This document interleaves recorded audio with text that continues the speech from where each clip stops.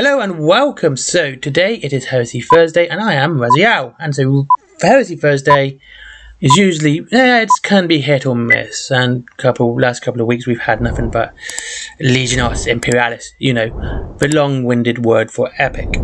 Well, today is a little bit different. It's a brand new book. And you know what? I actually like these books. Like I said, I love numbers. I love this sort of stuff. So yeah, I do collect the codexes. I collect rule books. I collect loads of rule books. I'm not even joking. My rule book collection is insane. I have rule books for everything. That's exaggeration. Anyway, so we are talking about this. So you have this book, The Exemplary Battles of the Dark Age of Darkness. Not the Dark Age of Darkness. The Age of Darkness. Volume 1. I think that bit's important because they don't actually mention it in the article. That's only on the picture that they mention it's volume 1. It's not too bad, okay? It's something pretty cool to have these new battles. You can play old battles and even some new stuff as well. I think what's really funny is that this is the book that has Fulgrim in it, the new Ascended Fulgrim. And it says, there are 5 exemplary battles on offer here, each providing a unique theatre of war. You'll find new and updated missions for the Age of Darkness and Zone Mortalis games, as well as mini campaigns to tie your battles together. You'll travel to Defense of Sofa, Ultramarines, Siege of Hydrocodastus, Imperial Fist and Iron Warriors, Battle of Armatura, again, that's World Eaters, Word Bearers and Ultramarines, and the Battle of Kelf, which was Word Bearers and Ultramarines, and plus the all-new Purging of Invocastus sector, which I'm not sure who that is. But the fact is, this book is how to kick the hell out of the Ultramarines and have fun. I also hope that they don't actually change the Siege of Hydrocodastus and say, Imperial Fist win now, because that just sucks. They're meant to get their ass kicked there a lot. Twice, actually. It happened in Storm of Iron too. And it's important that the good guys lose. It is important for good guys to lose because it means, you know, they are fallible and they can have issues. But for a book that literally is all about the Ultramarines, the big bad model in it is Fulgrim. And Emperor's Children don't really have much of a show here. So, that's not too bad. Like I said, I like that sort of stuff. Defensive Sofa is quite interesting. You can actually download that now for free, the Exemplary Battles, the Age of Darkness. It's from the Warhammer community, it's official one. It looks pretty good. So, that's the book. Can't complain. Oh, hold on, no, it's not entirely the book, because there are things which I should mention. Within these battles, you'll find special squads for Night Lords, Iron Warriors, World Eaters, Ultramarines, and Salamanders. Look, they didn't even bring up the fact it's Emperor's Children there either. It's just a bit silly, to be honest with you. You'd think they would do more for Emperor's Children in this book, given that the biggest seller point, he's even on the cover, is Fulgrim. And you have entirely new rules for Salamander's Sanctifier squads. They're accompanied by modelling and kit bashing and painting guides. Okay, I like that. Like, if they're going to help you kit bash models, especially for Forge World, you know, it's going to save you money, which is great. That's fantastic. I like that. That's pretty cool. For having that in a book is really good, okay? So, I do wish they would just update the book, or, you know, when they run a second print or third, but it might be like 4th or 5th at this point anyway, for the Loyalists, Liber Astartes, they should just put the new Sanctifier rules in there with the Salamanders, rather than people having to buy this second book for those rules. I'm not that fussy. To be honest with you, like if I was just paying someone to use the old Sanctifier rules, I wouldn't care that much. If they use new ones, I just wouldn't care that much. As long as they're having fun, that's the important bit, isn't it? Whether people are having fun. So that's it. That's what the book's about. Okay, it's not too bad. You got some new battles in there. Sofa you can do now, which is it's not a bad little campaign to run. Like I said, you can download that now, absolutely free of charge, which is cool. So yeah, that's. I don't know what else to say. I'm quite impressed. It's something that might be worth getting. I'll probably end up getting anyway, because I am actually collecting these Horus Heresy books of these. I like reading them. I've got all the Liber books now. Going to be talking about all 4 of them tomorrow, actually. But this one is pretty cool. I like this. This is something else, okay? I like it. But of course, today's big news is Fulgrim. the Demon Primarch, the Ascended, the Transcended, the, you know, the new dude. Now he's got 6 arms and a snaky tail, or 6 limbs and a snaky tail. Yeah, he looks good.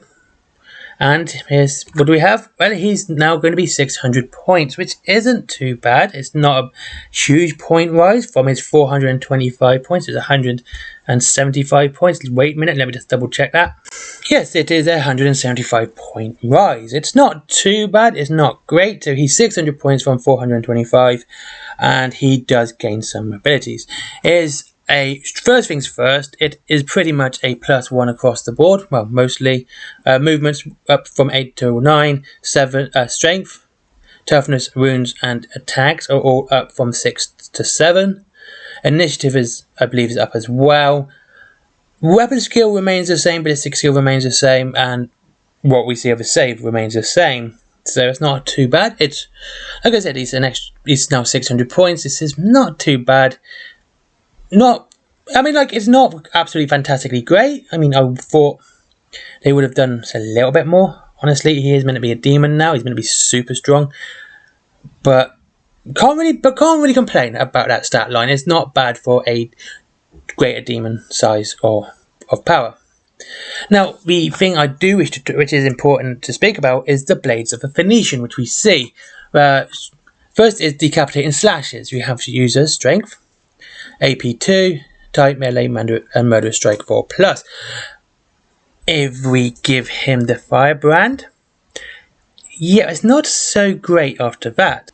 What I mean is, if we give the normal Fulgrim the Firebrand, he will, the Firebrand's a gun, sorry, Fireblade, he will gain a +1 Strength, AP 2, Melee, Murderous Strike 5+, Mastercrafted Specialist Weapon.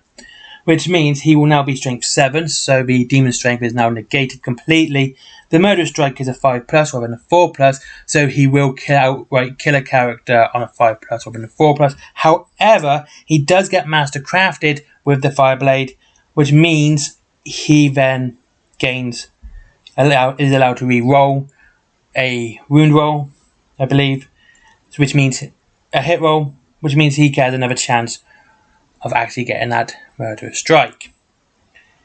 Now, there's also the Blade of Lair, which is strength as a user.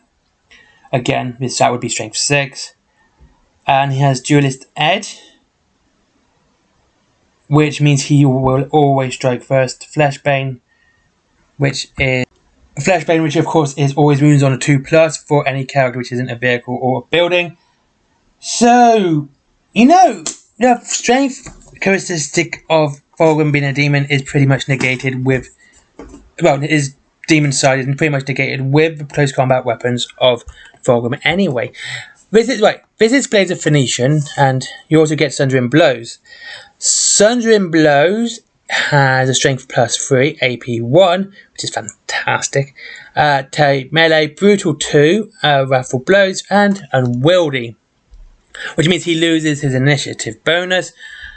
But I'm guessing Wrathful Blows means he gets 3 more attacks. So it would be, I would say, Strength 10 attacks and 10 attacks, which is pretty cool actually. But Sundering Blows would definitely be the one I would go with. I mean, you are losing your initiative bonus, but you're getting so many more attacks.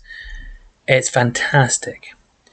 So that is Fulgrim at the moment. There is one more thing, which is a bit of a, shall we say, a issue. Well, being a Primarch, he doesn't suffer from any nerfs during the battle to his stat line, which is fine, okay? Fulgrim never suffers that. So throughout the game, if you're playing normal Fulgrim, it will always be Strength 6, Strength, Toughness 7, right, constantly. However, they do say Demon Fulgrim is a demon, which, if he has a demon keyword, means after turn 3, he's going to start suffering his strength and toughness. Whether or not we're going to see the Primarch rule overlast it, which would be better, in my opinion, so he'd never actually lose his stat line, would be great. But again, he is a demon. I don't know which way this is going to go. I would also like the ability for him to use other weapons rather than just the Blades of Phoenician, that you could take the Fireblade and give him the extra strength. or you know, you can take the layer blade as well for the duelist edge. Those of them would be beneficial rather than just having the finishing blades. Anyway, thank you very much for watching. I do hope you all have a good day, and I'll see you again soon. Link to Wayland Games down below if you wish to save money.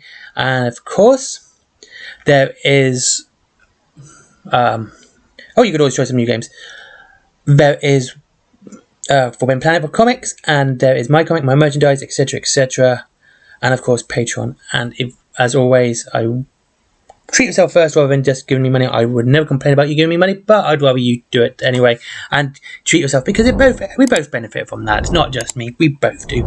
Thank you very much for watching. Have a great day.